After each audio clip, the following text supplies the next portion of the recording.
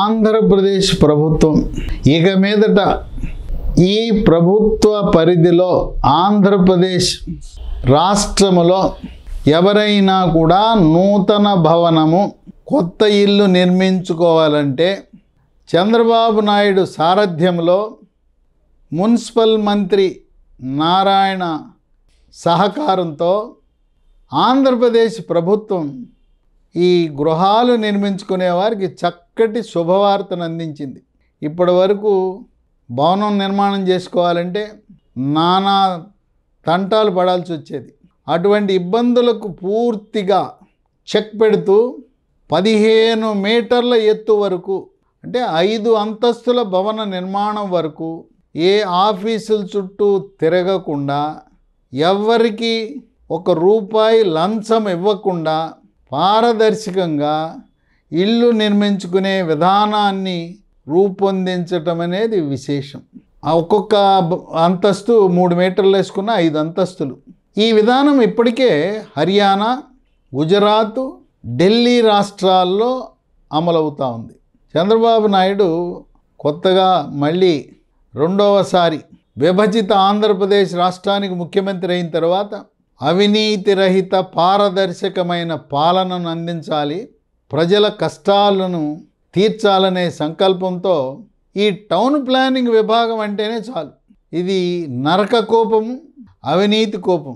ఇది కేవలం ఆంధ్రప్రదేశ్ రాష్ట్రమే కాదు, దేశవ్యాప్తముగా కోవిడ్ మహమ్మారో దేశంలో ఉండే టౌన్ ప్లానింగ్ విభాగంలో ఉన్న వారందరూ కూడా ఏ స్థాయి వారైనా జలగల్లా పీల్చి పిప్పి చేస్తారు.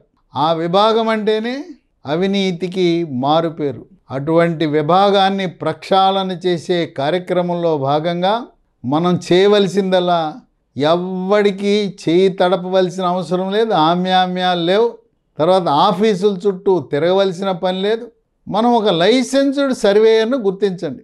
లైసెన్స్డ్ సర్వేయరు ప్లాను తయారు చేసి చెల్లించవలసిన రుసుముని ఆన్లైన్లో చెల్లిస్తారు.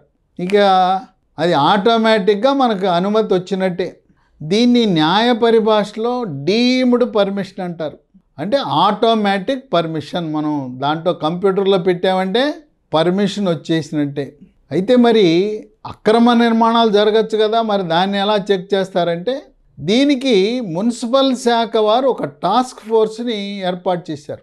టాస్క్ ఫోర్సు వాళ్ళు ఈ భవనాలు ఎవరైతే దరఖాస్తు పెట్టారో భవన నిర్మాణము జరుగుతున్న సమయములోను నిర్మాణము పూర్తయిన తరువాత లైసెన్స్డ్ సర్వేయర్ ఇచ్చిన ఆ ప్లాను నిర్మాణం జరిగిన బిల్డింగులో ఏమైనా తేడాలు ఉన్నాయా అని పరిశీలిస్తారు. అయితే ముందు పునాదులు వేయాలి. భవనానికి పునాది వేసిన తర్వాత ఆన్లైన్లో కంప్యూటర్లో దరఖాస్తు పెట్టాలి. మరి లైసెన్స్డ్ సర్వేయర్లు ఏదైనా తప్పుదారి పట్టించే ప్రయత్నం చేస్తే వాళ్ళపై కూడా కొరడా జొలిపించబోతా ఉన్నారు.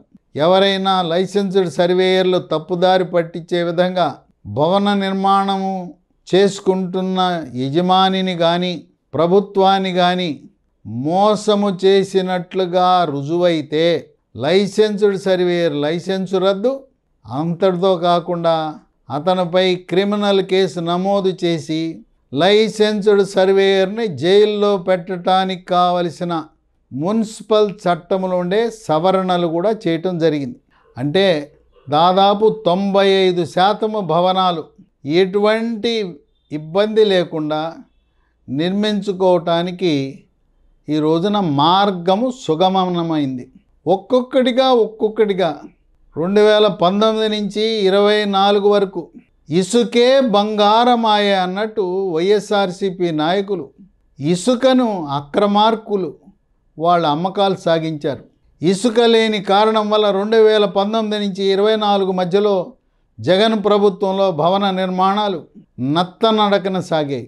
వేగవంతం చేయటానికి ఒక పారదర్శకమైన ఇసుక పాలసీ, ఉచిత ఇసుక విధానం, అలాగే ఒక వెబ్సైట్ పెట్టి ఆంధ్రప్రదేశ్ శాండ్ డిస్ట్రిబ్యూషన్ అని చెప్పి ఈ రోజున ఎవరికి ఎంత ఇసుక కావాలన్నా సరఫరా చేసే విధంగా చంద్రబాబు నాయుడు సంస్కరణలు చేయటం, భవన నిర్మాణం వేగవంతమైతే అనేక మందికి ఉపాధి వస్తుంది, ఒక భవనం నిర్మాణం చేయాలంటే దాదాపు 200 కంపెనీల నుంచి వివిధ రకాలుగా మనం సిమెంటు, స్టీలు, అలాగే డోర్లు, రంగులు, ఇలా అనేకమైన 200 పరిశ్రమలను ప్రోత్సహించిన వాళ్ళం అవుతాం. అదే కాకుండా అనేక మందికి ఎలక్ట్రీషియన్లకు, ప్లంబర్లకు, మేస్త్రులకు ఉపాధి అవకాశాలు కల్పించడం జరుగుతుంది. కనుక ఈ రోజున ఆంధ్రప్రదేశ్ ప్రభుత్వం తీసుకున్న చక్కటి ప్రజారంజకమైన నిర్ణయంతో ప్రజలు ఎవరైతే కొత్త భవనాలు నిర్మించాలనుకుంటున్నారో స్వేచ్ఛా వాయువులు పీల్చుకుంటూ ఈ అవినీతిమయమైన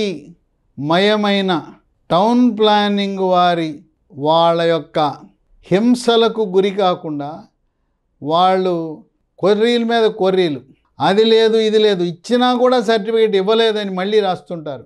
ఇలాంటి టౌన్ ప్లానింగ్ డిపార్ట్మెంట్ యొక్క సిబ్బంది వేధింపుల నుంచి ఆంధ్రప్రదేశ్ రాష్ట్ర ప్రజలకు విముక్తి, మోక్షము కల్పించినందుకు మనస్ఫూర్తిగా ఆంధ్ర ప్రజలందరూ కూడా ఎంతో హర్షిస్తూ మాకు కావాల్సింది, మేము కోరుకున్నది ఇలాంటి నీతివంతమైన, ప్రజారంజకమైన, పారదర్శకమైన, అవినీతి రహిత ప్రభుత్వం కావాలి.